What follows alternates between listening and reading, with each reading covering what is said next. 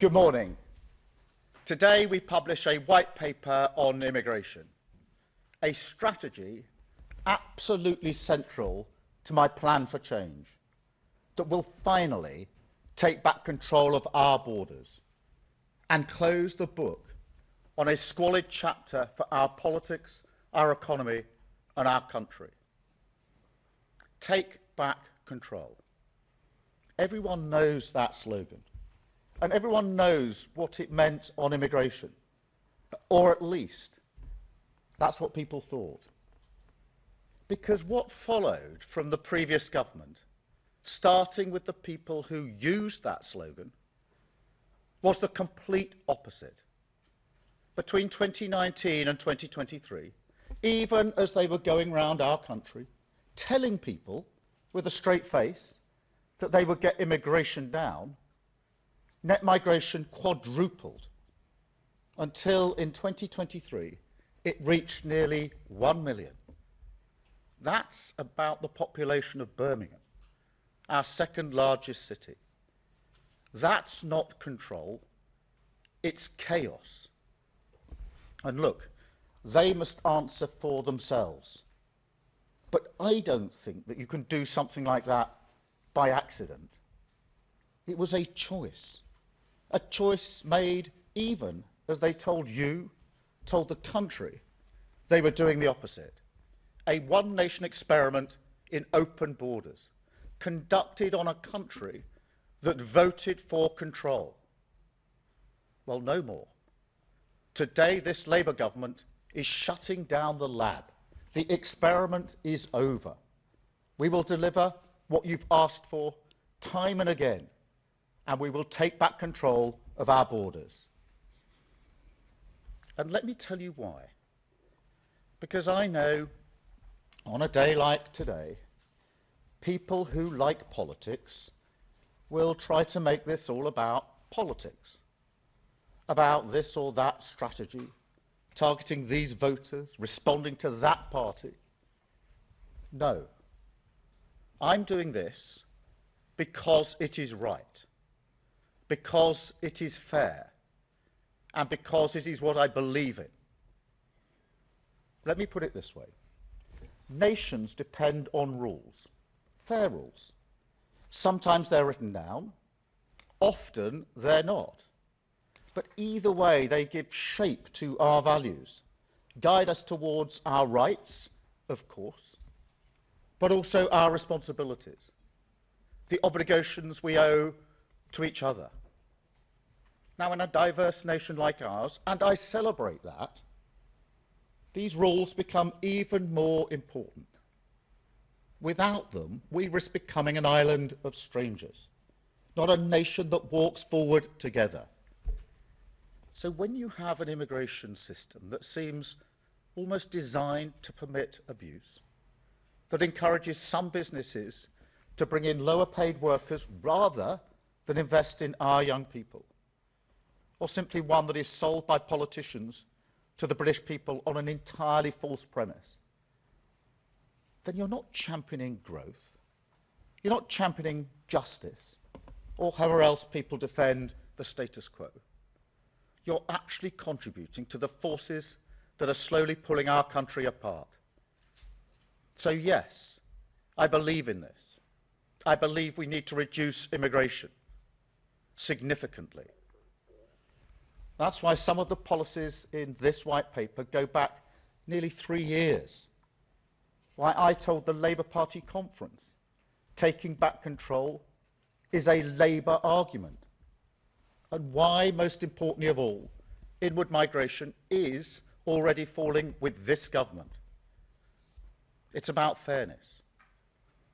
And look, I mean, migration is part of Britain's national story. We talked last week about the great rebuilding of this country after the war. Migrants were part of that, and they make a massive contribution today. And you will never hear me denigrate that. But when people come to our country, they should also commit to integration, to learning our language. And our system should actively distinguish between those that do and those that don't. I think that's fair. Equally, Britain must compete for the best talent in the world, in science, in technology, in healthcare. You can't simply pull up a drawbridge, let nobody in, and think that's an economy that would work. That would hurt the pay packets of working people without question. But at the same time, we do have to ask why parts of our economy seem almost addicted to importing cheap labour, rather than investing in the skills of people who are here and want a good job in their community. Sectors like engineering, where visas have rocketed while apprenticeships have plummeted. Is that fair to Britain? Is that fair to young people, weighing up their future to miss out on those apprentices? To see colleges in their community almost entirely dedicated to one-year courses for overseas students? No, I don't think that it is. And truth be told, I don't think anybody does. Yet that is the Britain this broken system has created.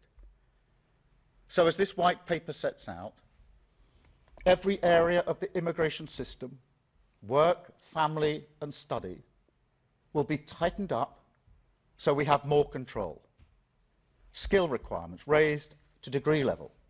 English language requirements across all routes, including for dependents. The time it takes to acquire settled status extended from 5 years to 10. And enforcement tougher than ever, because fair rules must be followed. Now, make no mistake, this plan means migration will fall. That's a promise. But I want to be very clear on this. If we do need to take further steps, if we do need to do more to release pressure on housing and our public services, then mark my words, we will. But it's not just about numbers, because the chaos of the previous government also changed the nature of immigration in this country. Fewer people who make a strong economic contribution, more who work in parts of our economy that put downward pressure on wages. So perhaps the biggest shift in this white paper is that we will finally honour what take back control meant and begin to choose who comes here, so that migration works for our national interest. You know, this is where the whole debate is skewed, as if some people think controlling immigration is reining in a sort of natural freedom, rather than the basic and reasonable responsibility of government to make choices that work for a nation's economy. And for years, this seems to have muddled our thinking. But let me be clear, it ends now. We will create a migration system that is controlled, selective and fair. A clean break with the past that links access to visas directly to investment in homegrown skills, so that if a business wants to bring people in from abroad, they must first invest in Britain, but also so settlement becomes a privilege that is earned, not a right. Easier if you make a contribution, if you work, pay in, and help rebuild our country. Now, some people may even be against that, but I think for the vast majority of people in this country, that is what they have long wanted to see. An immigration system that is fair, that works for our national interest, and that restores common sense and control to our borders. That is what this white paper will deliver. Lower net migration, higher skills, backing British workers. The start of repairing our social contract, which the chaos and cynicism of the last government did so much to undermine. Thank you. I will now take a number of questions from the media. I've got a hopefully accurate list here, starting with Chris Mason, BBC. Thank you. Chris. Thank you, Prime Minister. Chris Mason, BBC News. Let's be clear, are you promising today that net migration will fall every year between now and the next election, come what may? Well, I'm promising it will fall significantly, and I do want to get it down by the end of this Parliament significantly. That is what this plan is intended to achieve, the complete opposite of what you saw in the last 4 years. It is frankly incredible that net migration quadrupled in 4 short years to nearly 1 million.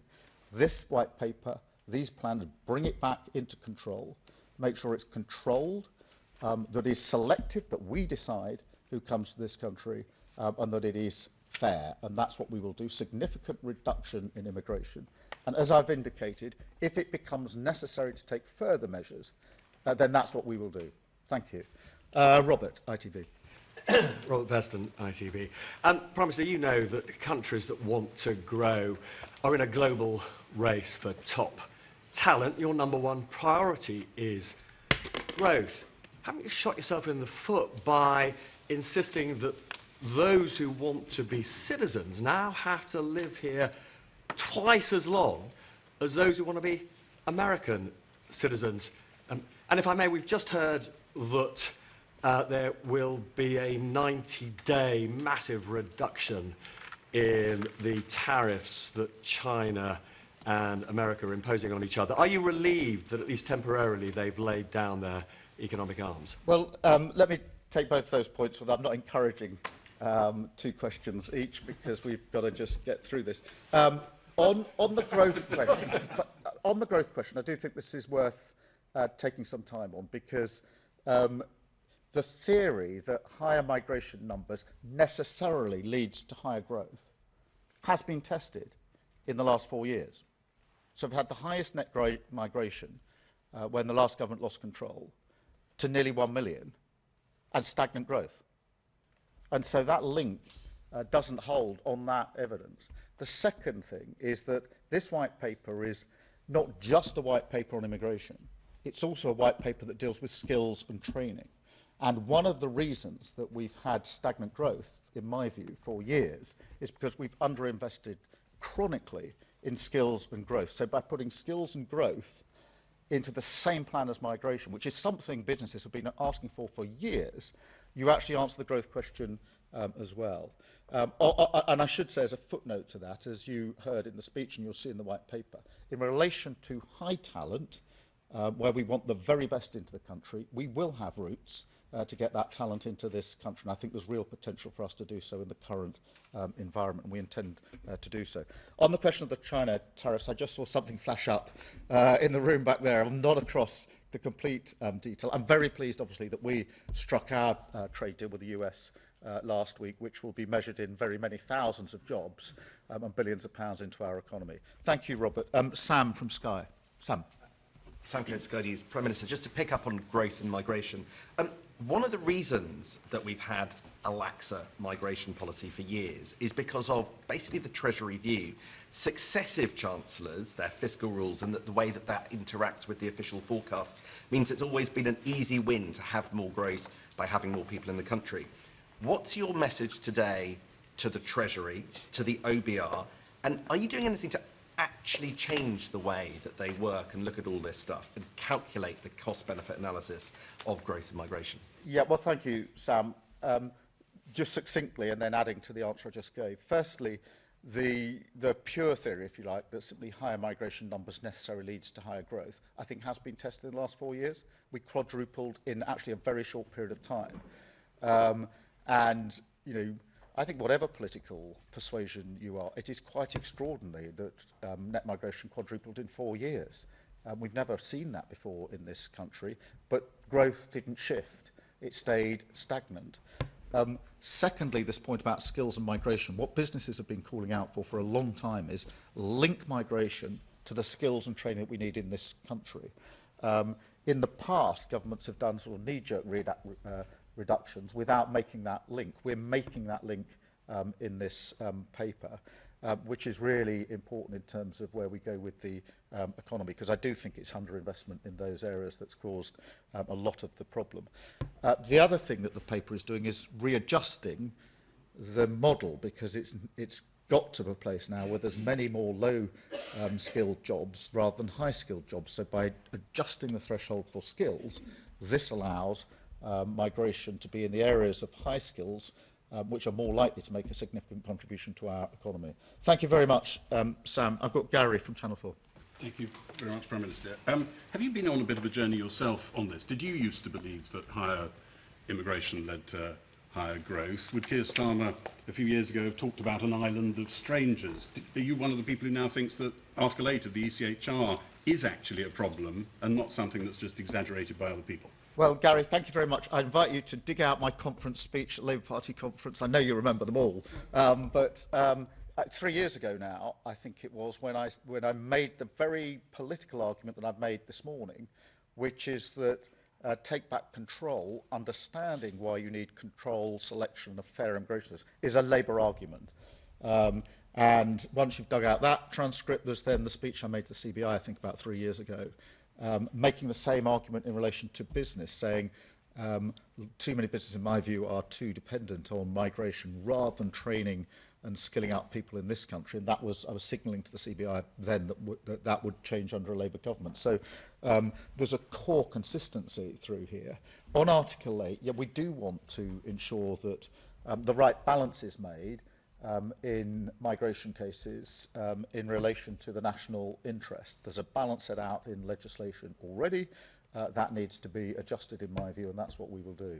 Thank you, Gary. Chris Hope, sorry. There's a lot of Chris's. Chris Hope, GB News. Prime Minister, we've been here before, haven't we? There have been 3 immigration acts since 2014.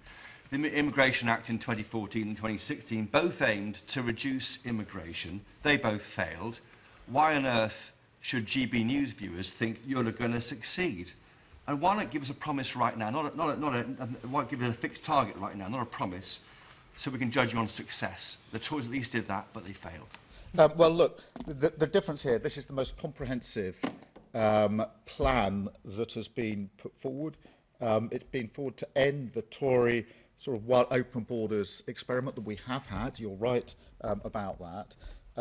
And it looks at all routes, and it's comprehensive, and it does the hard yards of linking skills and business to what we need to do with the economy. So it's not a narrow look just at the numbers. It puts them in their proper context. On the question, which we do want to significantly reduce migration, I'm absolutely making clear that's what it will do, and that if we need to go further, we will. So that's the promise I make to your viewers. I don't think it's sensible to put a hard-edged cap on it. That has been done in one form or another for the best part of 10 years by different prime ministers. The only thing that links those prime ministers and the various caps or quotas or limits they put in place is every single one of them failed. And therefore, going down the failed route is not a sensible way for me. As with everything that I do, serious, pragmatic, looking at the things that will actually make a material difference. Thank you, Chris. Jerry from The Times. Prime Minister Gary Scott from The Times. What is your message to the 9 million inactive adults in the UK at the moment who might not think that they should take work in a care home, for example, and also to some of your Labour MPs who might be squeamish about Labour government taking a tough line on immigration? Well, firstly, that's acknowledged within that 9 million there are some people who can't work, and we need to be clear about that from the start. But there are others who can, and as we've set out in our welfare provisions, the principles are clear. Where people can't work and are unlikely to be able to work, they should be protected and supported. But where people can get into work, they should be supported. The current system does the opposite, and so we will support them into work with a £1 billion package, the right to try, and measures like that. And that if you can work, you should work. And I do think that this white paper should be seen in conjunction with what we're doing on welfare. And on squeamishness, I actually think that the Labour Party has as core values the idea that immigration should be controlled, that it should be selective. We should be choosing who we want, higher skills, the high talent routes into our country. And it must be fair. They're basic Labour arguments and concepts for many, many years. Thank you. I've got Jack from The Sun. Jack. Thank you, Prime Minister. You said just now that this is a comprehensive plan to bring down legal migration. You also said in the election you had a comprehensive plan to bring down illegal migration, and so far it seems that isn't working. Small boat crossings are going up on your watch. So why should voters think that your plan to bring down illegal migration will fare any better, especially given that you're considering an EU youth mobility scheme, which could actually increase it? Well, let's tackle that head on, because nobody but nobody should be getting in a small boat to cross over the channel and illegally entering this country. The last government lost control of the borders. It falls to this government to clear up that mess in the same way we're clearing up all the other messes that they left behind. I am convinced that the way to do that is to take down the gangs that are running the vile trade. And for that reason, we've drafted and put before Parliament a borders bill, which follows through on the promises I made, which is we need to give law enforcement greater powers. Going down the counter-terrorism powers, the thing that distinguishes counter-terrorism from other law enforcement is you can take action earlier. You can be preemptive. You can operate in a completely different way. That's why we've gone for a package that allows law enforcement to get in much earlier. That is going through Parliament. Who is voting against that? The Tories, who caused the problem in the first place. Thank you, Jack. Martin from the Daily Mail. Martin. Prime Minister Martin Beckford from the Daily Mail. Gary asked if you've been on a journey on net migration. Similarly, you talked about tough enforcement. One of today's measures is for foreign nationals convicted of any offence to be considered for deportation. Yet just 5 years ago, you signed a letter calling for the halt to a deportation flight that contained, amongst others, 2 people convicted of rape and 3 of GBH. Your views have changed, haven't they? No, I've always said that those who commit offences should be deported. I ran the Crown Prosecution Service for 5 years between 2008 and 2013, and it fell to my prosecutors on my instructions to ask for the deportations in the first place in the Crown courts. So I've been really clear. I've been in charge of cases where we routinely asked for the judge, because that's the way the system operated in those days, to add to the sentence an order at the end that there should be a deportation. So what's that? That's going back the best part of 20 years. Thank you very much. And I've got Michael from the Daily Express. Thank you. Michael. Does going further mean disentangling ourselves from the ECHR and disapplying human rights laws in immigration cases?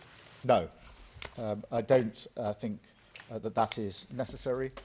I also remind myself that the international agreements we've signed have given us the basis for the deals that we've struck on illegal migration.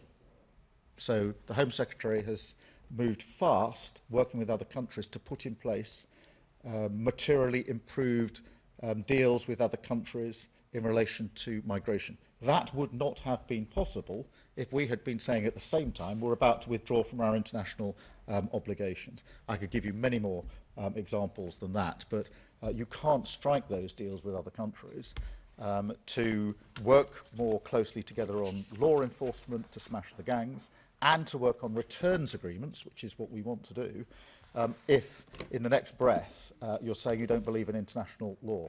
If you do, you can strike the deals. If you don't, you can't. And one of the features of the last government is they struggled to strike these deals because other countries said, if you don't comply with international law, why should we write and agree an international agreement with you, which to me is plain common sense. Thank you very much. Thank you.